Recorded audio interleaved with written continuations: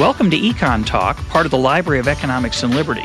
I'm your host, Russ Roberts of George Mason University and Stanford University's Hoover Institution.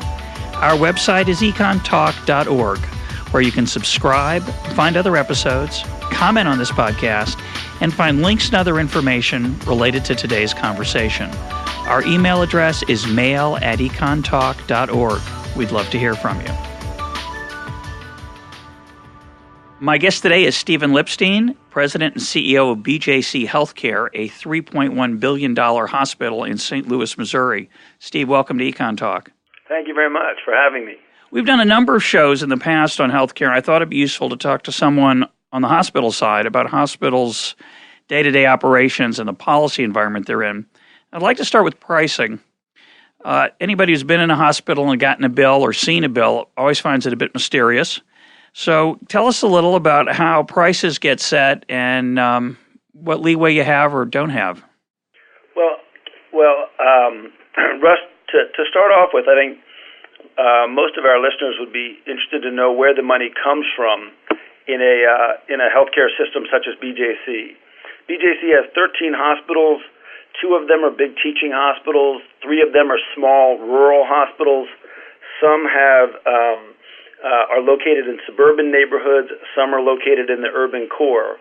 So when you think about our mixture of hospitals, we're thinking big and small, teaching and non-teaching, urban and rural, pediatric and adult.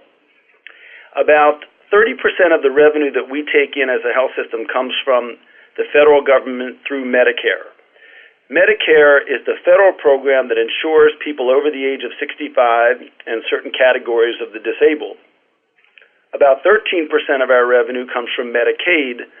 Medicaid is the program that is funded jointly by the federal government and by the states and insures people who live below a certain threshold or the federal poverty limit and other categories of the disabled. Now, for those 2 groups, Medicare and Medicaid, we don't actually set prices. Those prices are legislated by the government. Correct. And so they're not based on what you might consider a true economy. They're not based on the cost of goods sold. They're not based on... It's not supply and demand. Supply and demand, that's correct.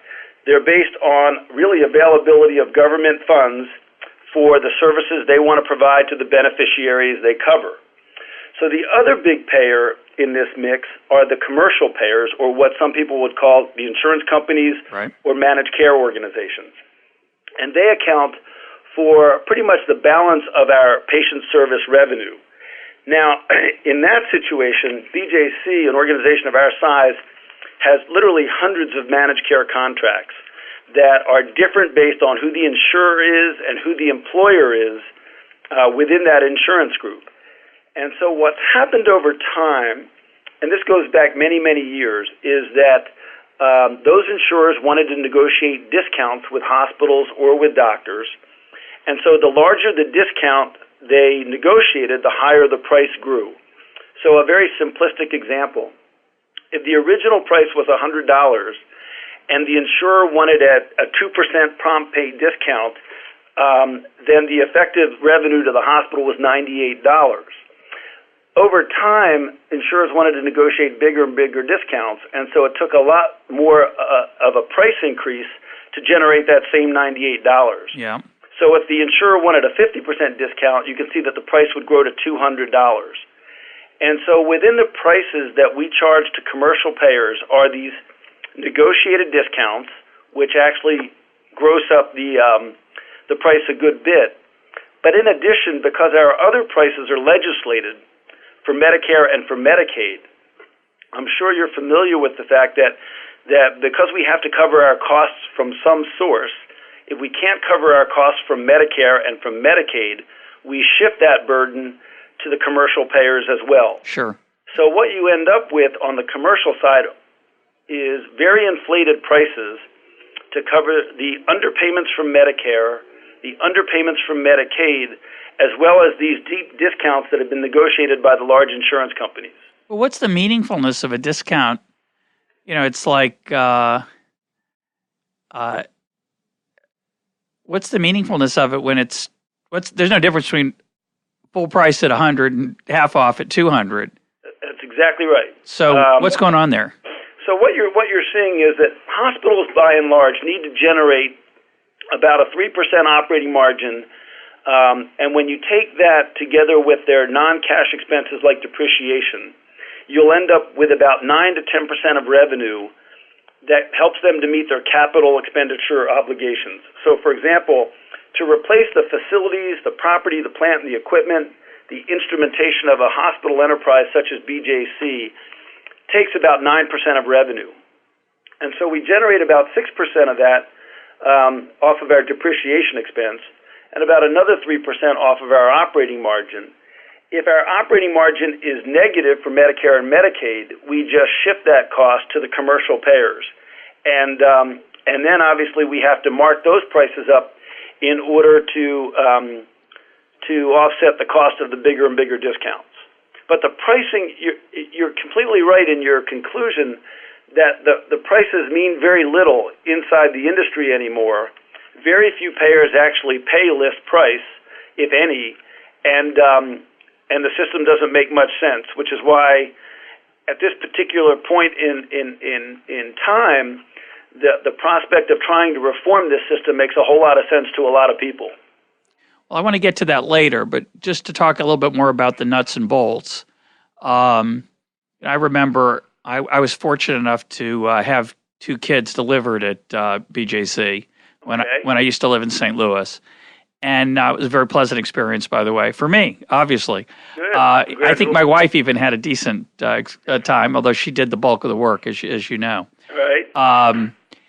But there's charges on there. Of course, at the end you get a bill, and I was an employee of Washington University at the time. I think the entire experience cost me something like $15. Something absurd. I can't remember what it was. Right. But of course, it didn't cost my fellow workers at Washington University $15. They had to, through the insurance premiums that we paid as employees, we were covering each other. And this is a strange thing to be covered. It's mandated by law that in most states, if you offer insurance, it's got to include a certain minimum number of things. And then the federal government imposed us, in the case of maternity delivery, a second day at night in the hospital, which my wife really appreciated and was paid for, of course, by taxpayers and others in that implicit subsidy. But when we got the bill, there's a long list of stuff on the bill, and one of the charges is for orange juice, which my wife really enjoyed, and it was a very large number. I don't remember what it was. It was a very large number. And as you point out, that number doesn't really have any meaning. And if everybody started bringing their own orange juice, because they said, my gosh, the hospital, when you get it there, they charge you $100. It was something like $100. That really wouldn't reduce the cost of deliveries by $100, right? That's just that's correct. An illusion. The example my dad used to use was, Steve, why do I get charged $40 for an aspirin pill or an aspirin tablet when I'm in the hospital? And there are so many different explanations for why it costs $40, ranging from the fact that the aspirin tablet had to be individually packaged and delivered to the floor and administered by a registered nurse because we were in a hospital environment, to the fact that not only was Dad paying for his aspirin pill, but he was also paying for the aspirin pill of everybody who was in the hospital who wasn't insured and couldn't afford to pay for their own aspirin, to the fact that Medicare didn't cover the full price of the aspirin tablet, nor did Medicaid, to the fact that we were actually teaching doctors and nurses how to administer the aspirin tablet. So kind of in the absurd, when you add all the cost of our social missions, caring for the poor and the uninsured, educating the next generation of healthcare professionals, complying with rules and regulations and delivering that aspirin tablet to the patient's bedside, plus there's been a negotiated discount on the aspirin tablet, you can begin to understand why the price has little meaning to both the consumer as well as to the provider. And certainly I had no incentive to bring my own orange juice or bring my own aspirin. But the point I want to emphasize is that if I had said, the last time I was here, you charged me $40 for this. Right. And it was covered by insurance, but I feel kind of guilty making my employer and my fellow employees pay for this. So I brought my own. Would the bill go down? There are some situations where people can bring some supplies from home. But typically, we in the hospital environment, we don't encourage people to bring medications from home because there are rules and regulations and laws that govern the administration of medications in a hospital. I think there are lots of important ways that we all need to think about the healthcare services that we consume and how we could consume less and how we can save money. There are lots of ideas. I'm not sure that starting with bringing your own orange juice from home would be the most cost-effective way to do that. No, I hear you. But let me ask a side question. Sure. To the extent it's not a in-house secret, what proportion of your day and what proportion of staff spends time trying to figure out the right way to deal with this complex interaction between the Medicare, Medicaid pricing, the insurers, and your capital costs, et cetera? I think that I don't spend a lot of my individual day doing this, but I can tell you that we spend a lot of money managing a very outdated revenue cycle in the American healthcare industry.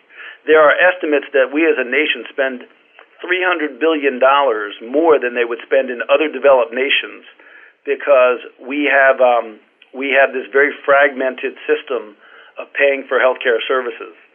So what we do spend time trying to figure out is how do we generate enough money, enough resource, so that we can pay our staff competitive wages and benefits, so that we can buy the supplies and the services and the medications that our patients require, so that we can purchase information systems, so that we can purchase equipment and instrumentation and other technology that allows us to do our very best work.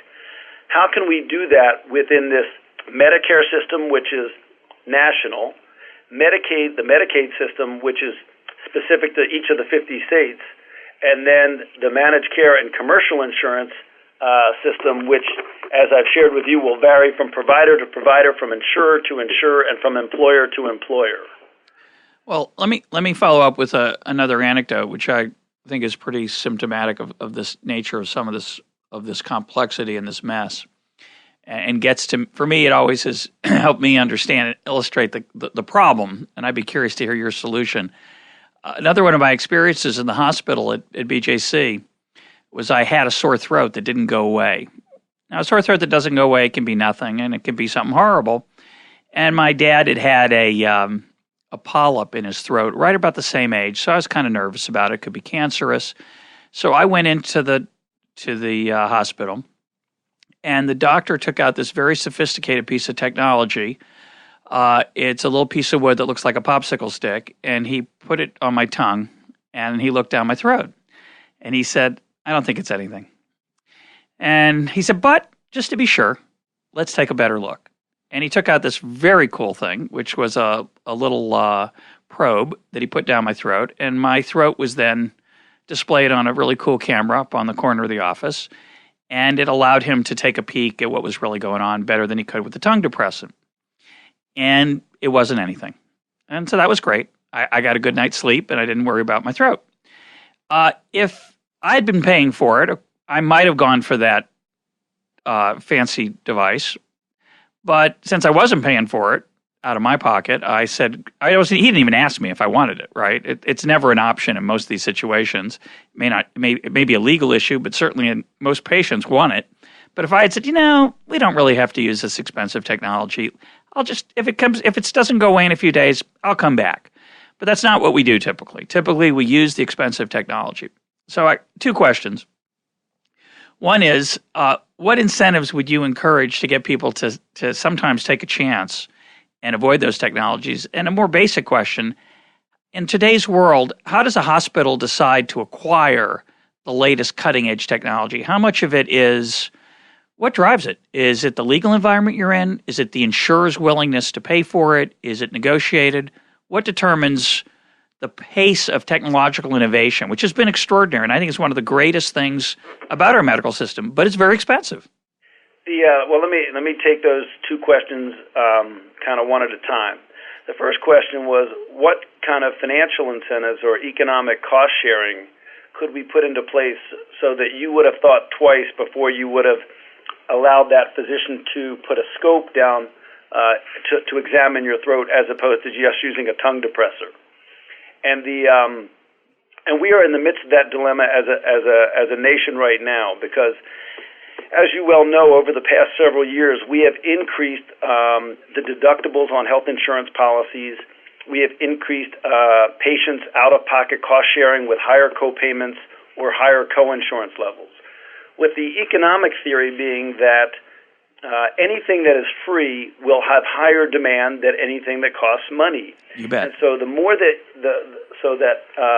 had you had to pay for that special procedure, the demand for that service may go down because there'd be a price associated with what would be the incremental value or benefit to you in knowing that the doctor got a closer look at whatever was causing your sore throat at the time. And sometimes I'd make a mistake. I'd say, don't do it, and I'd get throat cancer, God forbid, and that would be a bad mistake. But in the current world, nobody says no. We only make the other kind of mistake. See, but Russ, I think we have to consider that in America right now, 55% of American households earn under $50,000 a year. And so if you earn under $50,000 a year or less, and you are, up until recently, you were challenged by high gas prices. Mm-hmm. You've been challenged by higher food prices, higher energy prices. Right now, the people in America are concerned with the downturn in the overall economy. What does a $2,000 deductible with $200 co-payments per encounter with the healthcare system? What does that mean? And what we worry about is it means that people will forego access to the healthcare system by putting off that sore throat and saying, I really don't need to have this checked out. Times are really tough right now. I don't have the resources to go to the emergency room or to go to my primary care physician. And then it may be 1, 2, 3, 4, and 100 where that sore throat turns out to be strep. Right. Sure. Or it turns out to be that polyp that your dad experienced. You bet. And so you've got these economic trade-offs, but what we really are concerned about right now is that out-of-pocket cost sharing by the typical American is causing people to really forestall or to postpone needed healthcare services.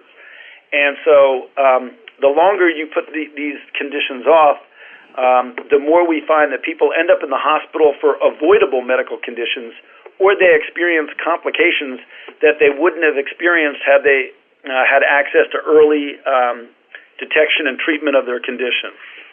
So the first challenge is really complicated, which is the more cost sharing and financial responsibility you put on individuals, how much if that is good, causing patients and families to really consider carefully their healthcare consumption, and how much of that causes people to forego needed healthcare services, which only makes it more expensive for everybody else later on. Yeah, there's a trade-off. And, that's right. And by the way, we're taping this November 24th, 2008, in the middle of quite a bit of financial turmoil and uncertainty, which is what you're referring to earlier. Yeah, so carry on. So the second part of your question, can you just, so we're all current on, can you restate that one again? Yeah, what fascinates me is, at some point in the past, I don't know when this changed, maybe in the 80s or 70s, the most effective non-invasive technique a doctor had available was an X-ray. And then that changed. We got a whole set of new techniques, MRI and CAT scans and other things, and they keep getting better, as do a whole set of other technologies that we use. Robotic surgery done by with a joystick by the surgeon, or guided by other techniques that improve the accuracy. So I'm curious the pace of that. So, for example, when you have to decide whether to acquire another MRI machine or whatever is the latest technology that's going to make imaging better, who makes that call? Is that the insurer? Is that the government? Is that you? What's deciding that pace? It's actually driven more, I think, by intellectual curiosity, and in an environment such as BJC Healthcare, where we are affiliated with one of the leading medical schools in the world, the Washington University School of Medicine, it's driven by a desire to create new knowledge and to understand better which technologies work well and provide greater benefit to the patients and which ones may not. So when we invest in these technologies, we use the best professional judgment of our doctors and of our physician scientists, and we consider whether or not how many patients could potentially benefit and what would be the likely demand for that technology and those services. We consider whether or not reimbursement would be adequate to cover the cost, both from the government and from the private payers. But in a teaching environment that's really committed to learning and to discovery and to the creation and dissemination of new knowledge, we find that we're studying these technologies as much as we're applying them at the bedside, because we do want to be involved in figuring out what works, what adds value, what creates benefit, and what doesn't. And so in many cases, we will be involved in the early clinical trials or the early dissemination of new technology. And by the time there is proliferation out to the larger community, there are usually public and published studies that talk about which patients will benefit and where we can get the greatest value for those investments in technology. But I'd say if there, a 1% improvement in the quality of imaging that doubles the cost of imaging is a bad investment. So you're not going to pursue something that just on the basis of whether it improves things. And that's correct. You do have to balance the potential benefit for, say, 1% of the population with the incremental costs. One of the areas, Russ, where this gets the most attention right now is when you're discussing end-of-life care and the amount of technology and services we provide at the end of life. Yeah, who decides that? Well, I've just been through this with my mom, who passed away last March, and she suffered from leukemia. And during her last 2 years, her last year and a half of life, she underwent pretty extensive chemotherapy. But at the beginning of that experience, if the physician had said to her, there's an 80% likelihood that you're in your last 2 years of life, would she have said, well, I want the treatment to see if I'm in the 20%? That would have been one approach she could have taken. Yep. She might have answered differently. Once she realized that Medicare was going to cover the cost of that chemotherapy, and it wasn't going to be a financial burden to either her or her children, yep, she may have also taken that into consideration. But because Medicare does cover that end-of-life care and treatment, she felt that she wanted to see if she would be one of the 20% to benefit from that chemotherapy. Yeah, well, that's understandable. I'm sorry she didn't make it. Well, but I only use her as an example, and I appreciate your kind words, because I think there are so many families that are now faced with these end-of-life medical decisions that where it's not an absolute certainty that you may be nearing the end of your life, but the probability is there, and many families want to try and beat the odds. Yeah, well, I think it's very hard for people to make a lot of those decisions. Uncertainty and probability are not the average person's strong suit, and in my experience, they're not always the medical profession's strong suit. People have a lot of trouble thinking about that in the correct way, and it's difficult. But going back to this question of technology, I think that's a related point. I think it's the same point, but in the technology area, certainly there must be cases where, I've always assumed, and maybe I'm wrong, that a technology you'd want to make sure that the insurers were going to cover it before you adopted it. And there must be issues where you're under legal pressure to use, quote, the best available technology. Is that not true? Well, I think there are two answers to that. One is that the equipment and the technology has to be approved in our country by the Food and Drug Administration. It's what we call FDA approval. They approve new drug technology, and they also approve new device technology. Once devices and or equipment or new drugs become FDA approved, typically they become covered by the insurance companies and by Medicare and Medicaid because they're no longer considered experimental. And so we do factor in just like any business would evaluate the financial feasibility of a new program or a new service based on what they think the likely demand would be, the projected revenue would be, and the cost to determine if you've got a financially viable technology and something that can be sustained through incremental volume and incremental revenue. So there is an approval process that we all go through in the United States.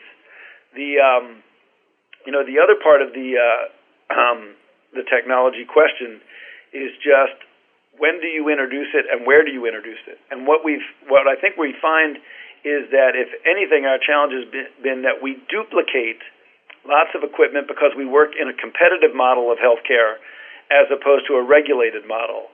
So where you might find one kind of a particular piece of medical equipment in the whole province of Saskatchewan in Canada, you may find 8 or 9 pieces of that same medical technology on Ballas Road here in St. Louis.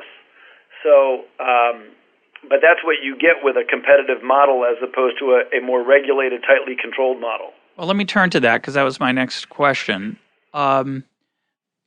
You're an umbrella organization of 13 different hospitals. You are nonprofit, and yet there are for-profit hospitals. I don't know if they're there in St. Louis, but I know that in America there's a mix of profit and nonprofit. Correct. So, first question is, how does that profit-nonprofit thing affect the competitive environment? And the next question would be, do you face significant competition in the St. Louis area, given your size? There is so the two questions: profit, not profit, and then competition. When you think about the difference between for-profit and not-for-profit companies, some of our listeners might believe that not-for-profit companies don't generate a profit, and that's not the case. Both not-for-profit and for-profit companies do generate an operating surplus, or they need to generate an operating surplus. The big difference is that for-profit companies, for-profit hospitals, are able to distribute their earnings to individuals for individual benefit. They can distribute those earnings to shareholders, to owners, to investors. Not-for-profit organizations do not distribute their earnings for individual benefit. By law, they are required to retain those earnings for community benefit. And so recently you may have read a lot in the newspaper about the community benefit obligations of not-for-profit hospitals or hospital systems. And what they're referring to is because not-for-profit hospitals do not distribute their earnings for individual benefit but retain them for community benefit, what is this community benefit? How do we measure it? How do we quantify it? And how do we report it back to the public? And so there is another for-profit hospital system here in St. Louis. Tenet Healthcare is here, and they own St. Louis University Hospital and DePere Hospital. The earnings from those hospitals could be taken back to headquarters in Dallas. It could be reallocated to other hospitals that Tenet owns across the country, or potentially it could be distributed to Tenet shareholders or owners or investors as dividends. BJC Healthcare doesn't do that. Our earnings are retained because we are all of our own properties are right here in the St. Louis metropolitan area. We lease a hospital in Columbia, Missouri, and we manage one in Flora, Illinois. But our owned hospitals are here, so we retain our earnings in this geography, and we redeploy them within our hospitals and within our community for community benefit. And so all hospitals need to generate a positive operating margin, as we talked about a little bit earlier, in order to renew their patient care infrastructure, to replace their facilities, to buy new equipment and new instrumentation. But the big difference between a for-profit and a not-for-profit is what you do with those earnings. And at least at BJC, we're able to retain them for community benefit in this particular community. Well, that sounds good, but there's a cost to that system, of course, which is that in the rest of the economy, we sometimes think of healthcare as being different, but in the rest of the economy, the role of profit and loss is to induce prudent risk-taking on the part of owners, right? So I like to say that profit induces risk-taking. That's the upside. Right. And the loss is what induces prudence about the risk-taking. That's correct. And you need both. And in the case of a for-profit operation, the stockholders or the owners, they judge the bottom line, and they decide whether the people running the company are doing a good job. Now, I'm sure you're doing a phenomenal job. I don't doubt it for a minute. But it's a different situation, right? There's, in a not-for-profit, whether the community is benefiting or not, and again, BJC is a wonderful hospital system. I can attest to it personally. But, of course, the community doesn't decide whether you're doing a good job or not. There's no feedback loop like there is in a profit system. So let me ask the question in perhaps a more tasteful way. In the case of a not-profit hospital, who does the CEO try to please? If it's not the shareholders, and it can't be the community because the community doesn't set your pay or hire or fire you, who are you accountable to? In the abstract, not you personally, but in general. In the abstract, I've always kind of felt that as the CEO of BJC, I'm accountable to our patients. And I think there's a board of trustees that is representative of the community that oversees BJC Healthcare, to whom I report, and they really ask for things of me as the CEO, and I try and lead the organization this way. They ask us to take very, very good care of people. And remembering that patients come to us at a time of great personal need, a time when they're afraid, they're anxious, they're concerned, and so it's to give them a positive patient experience and to take very good care of them means we need to not only recruit and retain the very best in healthcare professionals, but we need to give them the clinical environment and the tools and instrumentation to do their very best work. So job number one is taking very good care of patients. Two is we need to operate BJC in a financially responsible way. And for most of us, whether that's your family or your business, a financially responsible way means living within your resources so that your revenues exceed your expenses and you have a little bit of money left over at the end of the month. And that money that's left over at the end of the month in your family budget may go to saving for college or saving for retirement or to purchase a new car or to anything you might acquire in either physical assets or financial assets. And we do the same. We try and make our revenues a little bit more than our expenses so that we have money left over at the end of every month to renew our property, our plant, and our equipment. The third thing we do is we position our hospital to be around for a very, very long time.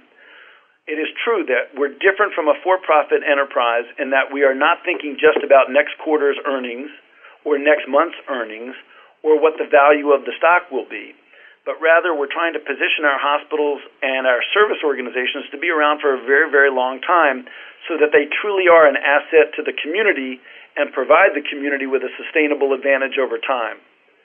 And then I think the fourth thing that the board expects of me is that we stay true to our social and our academic mission.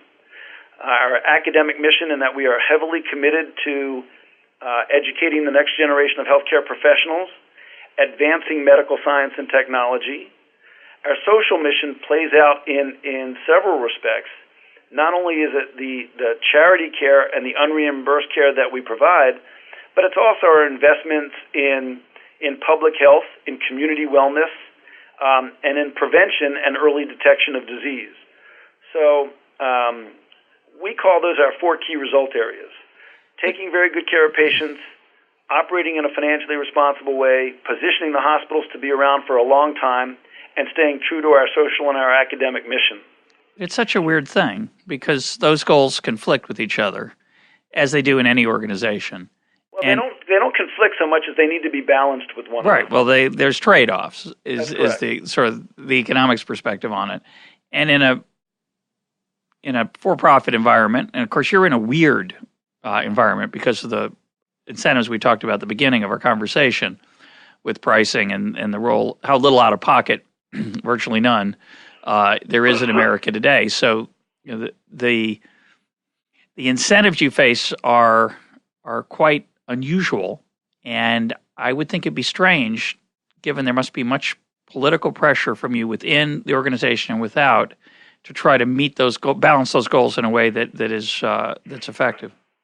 I think it's the key word is still balance, because I think that our board understands the economic realities of needing to operate in a financially responsible way, and that there needs to be a balance of both your financial assets, your physical assets, and importantly, your human assets, so that you're not going to spend all the money you have in your savings account today, even though you may have urgent need today, because you want to position yourself to be around for a long time into the future. You are not going to always be able to build contemporary state-of-the-art facilities because you need to keep in mind that buildings don't take care of patients, people do. And so you have to invest the right balance of resources in your human assets. And, remembering that doctors and nurses and therapists and technologists are still at the core of our delivery system. Sure. And when you get right down to it, we're not a production industry so much as we are an industry of people taking care of other people. Sure. Well, let's turn to that, because I want to bring up a couple of issues that have come up in previous podcasts. One issue we've talked about on here is specialization. It's a fascinating aspect of the human enterprise generally, the increasing specialization, which is everywhere in our economy, but it's particularly, I think, intense in the medical profession. So, 100 years ago, you were a doctor, or you weren't a doctor. You might be a surgeon, but now you're not just a surgeon. You might be a pediatric surgeon. You might be a pediatric oncology surgeon. So the level of specialization is incredibly much more intense. And one of the things we talked about, and I'd love to hear your perspective, is how does a hospital, given that level of specialization, which has wonderful benefits in terms of the incredible knowledge that today's doctors have, how do you balance that against the holistic, or what I call the complexity of the human body, when different aspects of specialization interact in not always well anticipated ways by specialists? So how do you keep one specialist from doing something that looks very good for the liver or the kidney, but isn't so good for the rest of the body, because there isn't always perfect information about what's going on? Another way to put it is, I think a lot of people go in when their loved ones, family members and friends go into a hospital environment, they tend to become an advocate to make sure that things aren't overlooked and interactions aren't missed that might happen. How does the hospital try to reduce those problems? I think that you're bringing up an excellent point, and what's driving specialization. What's driving specialization is the surge of new knowledge in our profession. So there was a time when you visited your internal medicine physician or your pediatrician, and the clinical judgments they would make about you as a patient or about a family member was based on maybe 5 pieces of information. Maybe an X-ray, maybe a blood test, maybe a physical findings on their physical exam. Sure. But those 5 or 6 data elements they could pretty much keep in their head. Then with the introduction of genetic information, and just taking you and me, Russ, the differences between us, there are something like 30,000 plus gene pairs in the human anatomy, and all but 1% of those gene pairs between you and me are probably identical. Right. But the ones that are different then introduce a whole next set of information. And so once, let's say you and I both have diabetes, it may be that the mutation which causes your diabetes in your genes is different than the one that causes mine, and so therefore your treatment course may be more amenable to insulin where mine may not. Right. And so when you have this huge proliferation of information that is now available within medicine, you've seen a super specialization within internal medicine, within the surgical specialties, within the neurosciences, and so that expertise in a singular focused area has become very respected and very valued by the way we currently pay for healthcare in America. And so you will find that the more specialty training you have, the higher your income typically will be. So that internal medicine physicians make a small percentage of what the proceduralists or the surgeons make, and that imbalance has caused more and more doctors and graduating medical students and residents to pursue careers in the specialties, just as any other professional would respond to the economic incentives that are before them. So you've got that dilemma, which is that the system rewards specialty training, and there's such a proliferation of medical knowledge that the generalist physician is now more and more dependent on either the specialist to whom he or she might refer, or on information technology, which helps to both store and retrieve all that information for the doctor's benefit. Why do the specialists make so much more? That's a very good question, for which I don't really have a good answer. I think that... Because that's a whole nother weird market that's not quite like our regular markets. It's a very, very strange market in that it's determined by work units. And so originally, I think the compensation differences were based on the fact that specialty training required more education, more years of residency training, Sure. And so because of the longer learning period, the services of those specialties were valued more than the disciplines that required shorter training periods. But over time, those differences, the disparity in income earning potential among the specialties, has really gotten out of whack. And it's a function of the way Medicare pays doctors based on work RVUs, or relative value units. So Medicare assigns a relative value unit of work for every service that a physician provides, and then those value units are weighted, and they are disproportionately weighted towards the specialties that have procedures involved. And so there's shortages and surpluses, presumably, that artificially emerge. That is correct. In various specialties. And so there's a real shortage now of primary care physicians, and because not only is it less remunerative, but there are fewer and fewer doctors pursuing careers in primary care because of the lifestyle, the work-life balance issues. Yep. But let's go back. Maybe we'll come back to that later. Okay. I interrupted your answer to the question. So there's more specialization, and within that, which has many benefits, it has this cost though that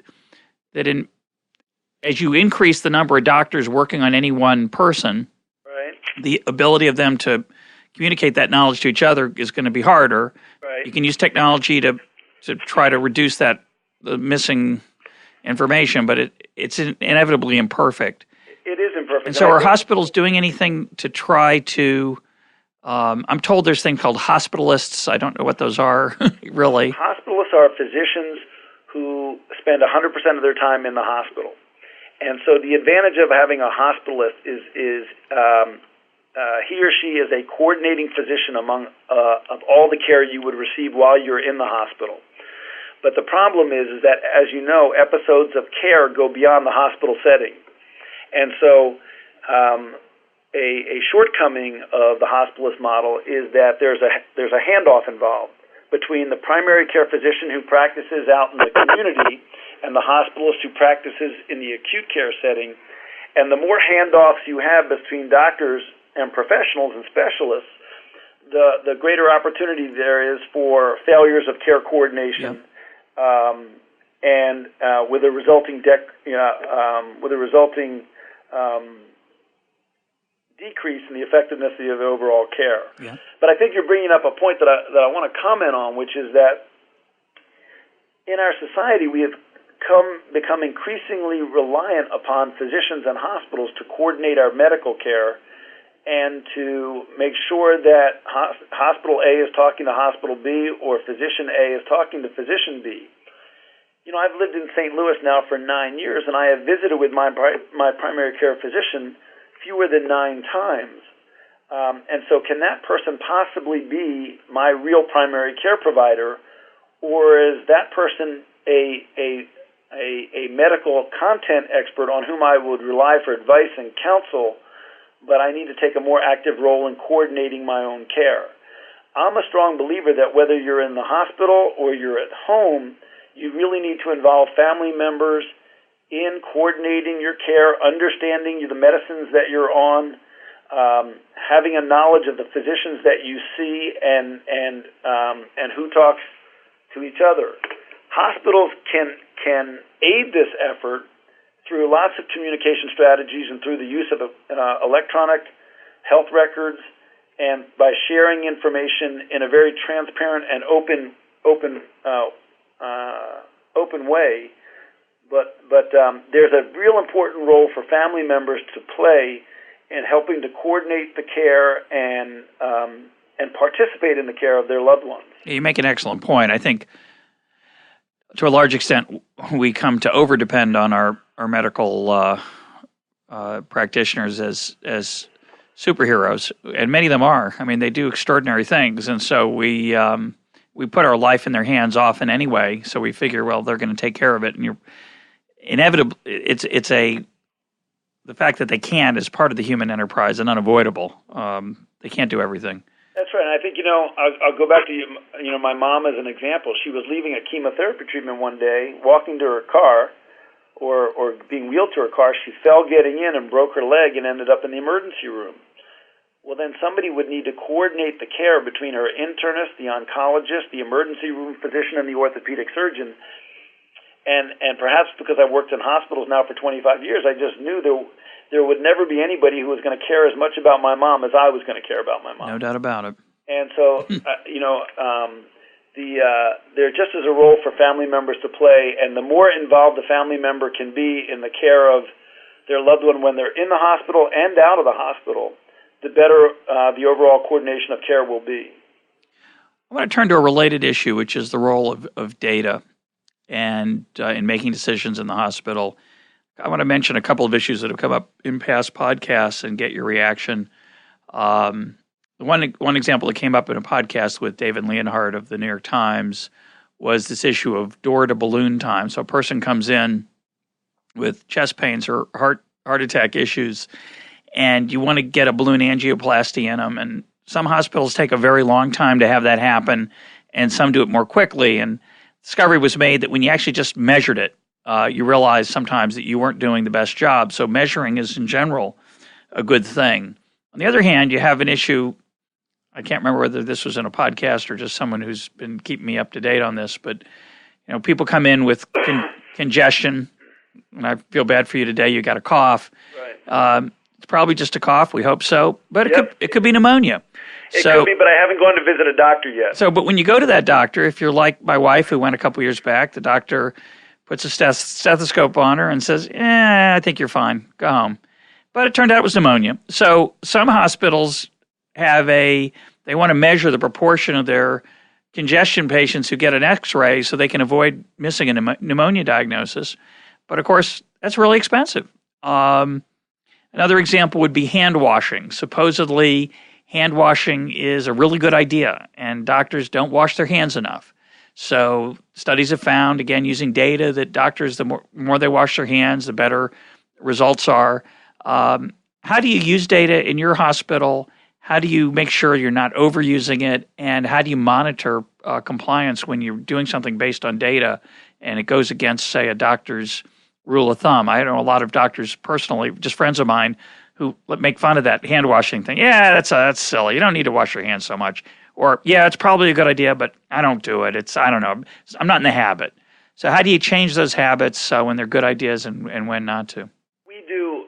BJC has an organization called the Center for Healthcare Quality and Effectiveness, and we measure everything we do.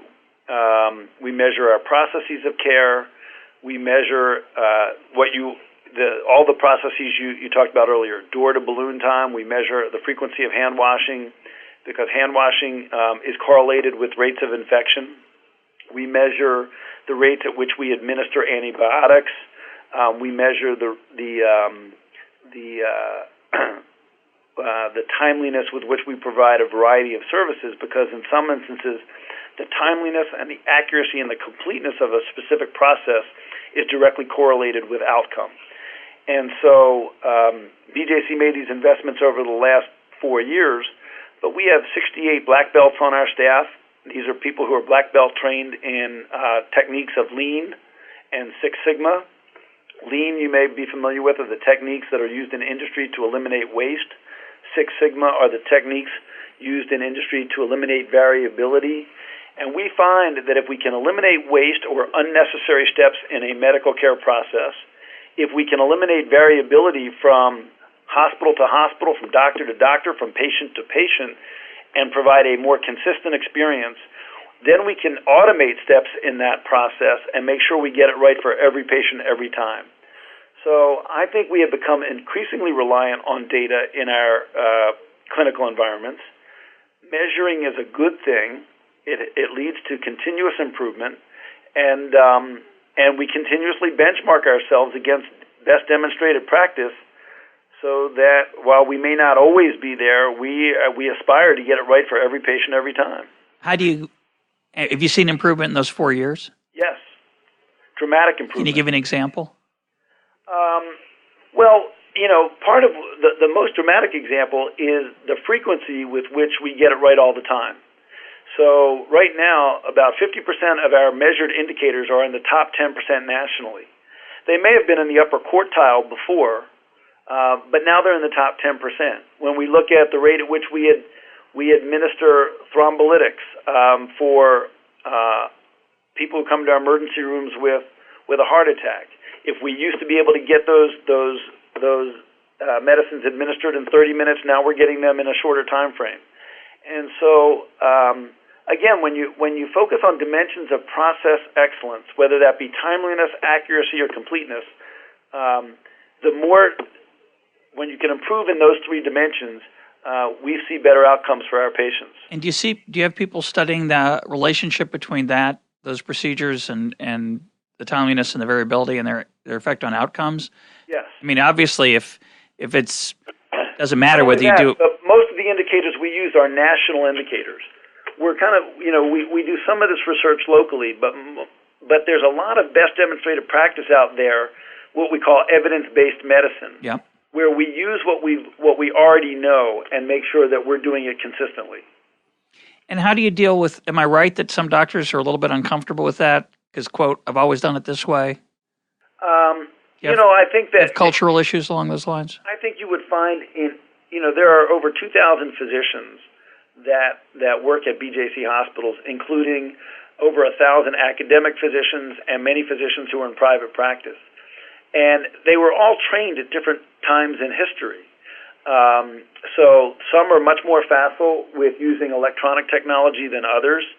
I grew up using email. My children now use text messaging. I didn't think I would ever live to see email become obsolete. But I think what we're finding is that... Pardon? Yeah, it could be on its way.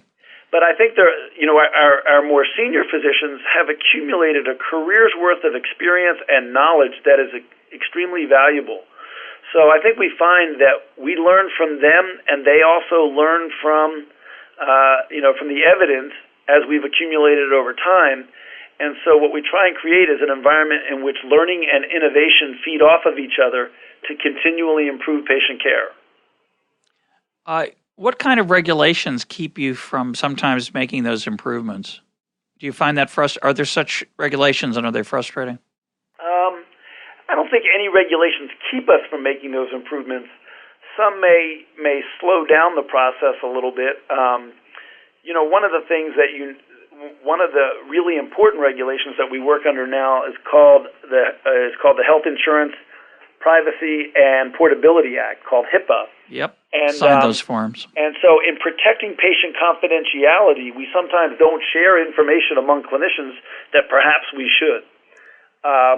So we have to figure out the right balance of ensuring patient privacy and confidentiality, but making sure that if you have important information in your medical record that should be available to an emergency room when you might frequent there without planning ahead, that we get medical information to where it's needed at the time it's needed and available to people who are providing you with needed medical care. Yeah, no, that's an interesting example. Obviously, again, it's a trade-off. Obviously, you don't want your medical records spread around where people can see them. Right. But there's some people you really want them to see them. Those are your doctors. I'm a real believer in personal health records as differentiated from electronic health records. Electronic health records are the records that your physician keeps on your behalf for you as a patient. The BJC developed a benefit for our employees called myhealthfolders.com, and it's an internet-based tool where I can keep folders online for my wife, my 3 children, my mom when she was alive, anybody in my family. And so one of those folders is medications, and I can scroll from my wife Susan's medications to Ross's medications to my medications to mom's medications if I'm managing that aspect of our family health. And I think when we figured it out, because my wife has her internist, I have a different internist. She has a neurologist. I have a cardiologist.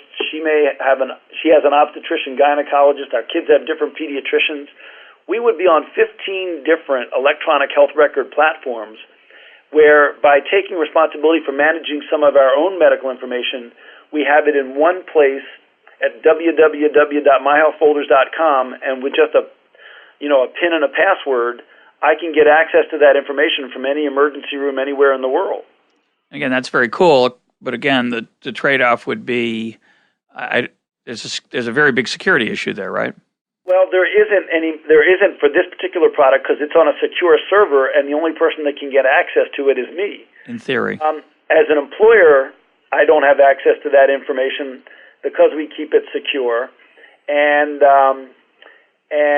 I suppose it's if I give my PIN number to an emergency room to access my records, the software is written so that PIN number changes within 2 weeks' time. That's cool. So we do everything we can to protect patient privacy, but we also realize there's huge value and health status improvement to be realized from having our employees and patients more generally take responsibility for managing some of their own health information. Well, I assume at some point I'll just have a chip in my arm or somewhere that the doctor will scan and it'll tell you that information. That's true, but anybody walking by you with one of the portable scanners and they could just steal your medical information. Yeah, well, it'll have a special shield around it. But if you want to go to myhealthfolders.com, we'll get you set up. Okay, well, we'll put a link up to it and we'll let people check it out. We're almost out of time. I want to just a closing question. If you could do anything to the current regulatory environment, what would you change?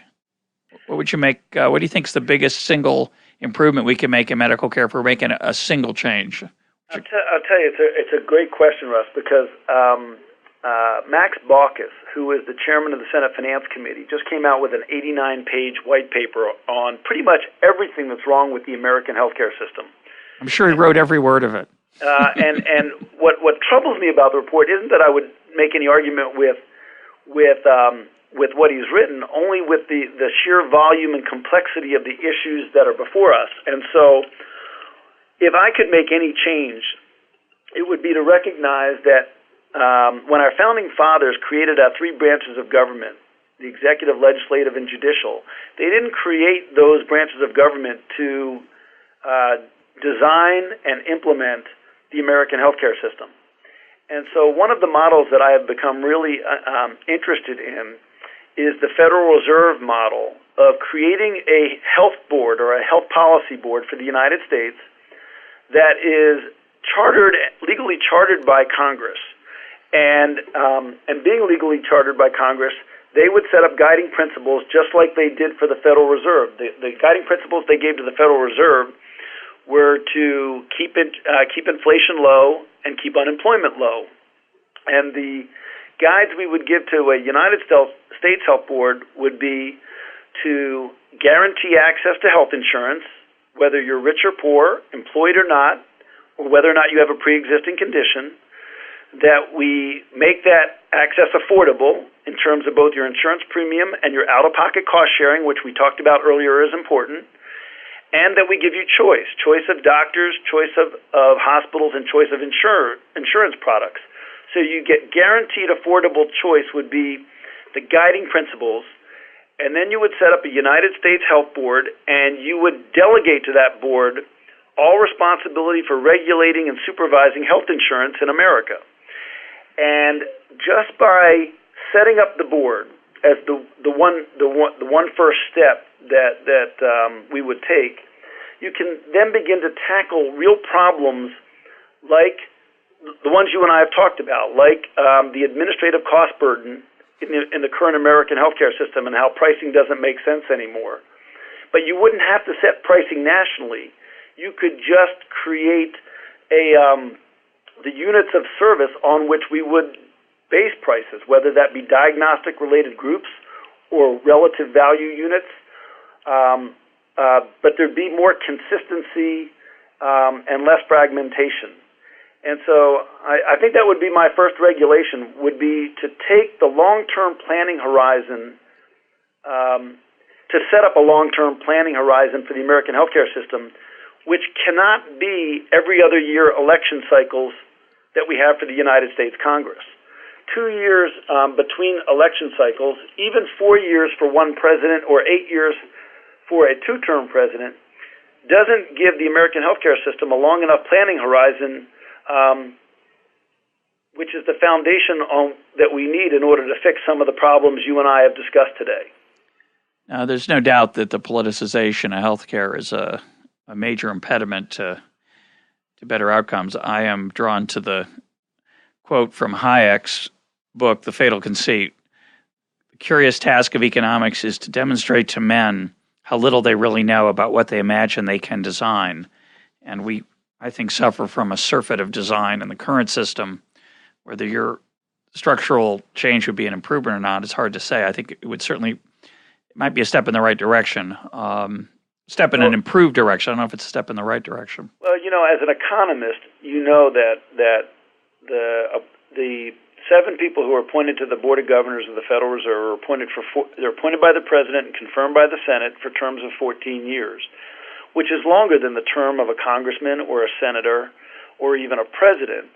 And you may also recall that most of the work, in fact, all of the work of the Federal Reserve with which I'm familiar, is really buffered from political consideration in that you will never find a lobbyist or a special interest influencing the Fed funds rate, at least not directly to my knowledge. I think that's true. And so I think if you remember that our attempts at reforming the American healthcare system have always been either influenced or perhaps even outrightly derailed by special interests, we've got to create this private-public infrastructure that takes the what of what's wrong with the American healthcare system and gives us a platform on which to figure out how to solve the problems and over a longer time frame. Well, I'm not sure this is the best month to be using the Fed as an analogy. I like I like your point about getting it out of the lobbying world, although I think we've probably been spared some mistakes in healthcare designed by lobbying, so it's probably a little more of a mixed bag. Well, try and imagine where we would be right now in our economy without the Federal Reserve, because they really have acted fairly deliberately, and maybe not in a way that you would have preferred, but without such a central bank function, we might be in worse shape than we are today. We might. Some would blame them for the problems we're in, though. So it's a complicated situation. I think the political point that's fascinating that we don't have an answer to, which is better, to have explicit lobbying going on or implicit. It may be an illusion to think there could ever be such a board, either at the Fed or in the health world, that is not subject to political pressure. For me, it would be at least a step in the right direction. Yeah, maybe something to at least to imagine as a possible improvement. It's a nice idea, the lack of political influence, but I just don't know if it's real. Well, my guest today has been Stephen Lipstein, President and CEO of BJC Healthcare. Steve, thanks for being part of EconTalk. Thanks for having me, Russ.